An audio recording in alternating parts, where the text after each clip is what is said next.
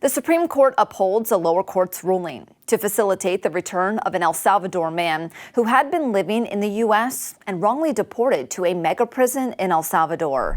The Trump administration deported Kilmar Armando Abrego Garcia in March during a roundup of alleged Venezuelan gang members.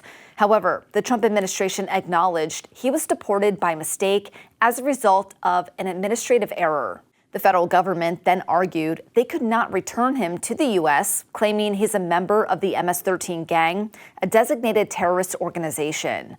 Lawyers and family of the 29-year-old husband and father deny he affiliated with MS-13 or any other street gang. His lawyers say the government has not provided any proof of their gang claims. In the unsigned order, the justices said the lower court's order was proper in requiring the federal government to facilitate the return of Abrego Garcia from an El Salvador prison. However, the ruling states SCOTUS wants the lower court to clarify the term effectuate because the court may have exceeded its authority.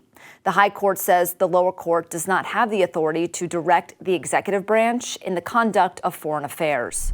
No justices dissented. However, Justice Sonia Sotomayor, joined by Justices Elena Kagan and Ketanji Brown Jackson, wrote a statement saying, in part, the government's argument, moreover, implies that it could deport and incarcerate any person, including U.S. citizens, without legal consequence, so long as it does so before a court can intervene, adding, that means the government must comply with its obligation to provide Abrego Garcia with due process of law, including notice and an opportunity to be heard in any future proceedings.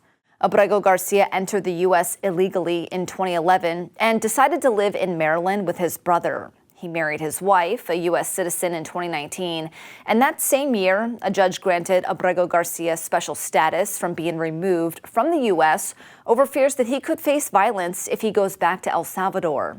It's unclear if or when Abrego Garcia will return to the United States. His wife spoke to reporters Wednesday, saying she's not going to stop fighting for his return.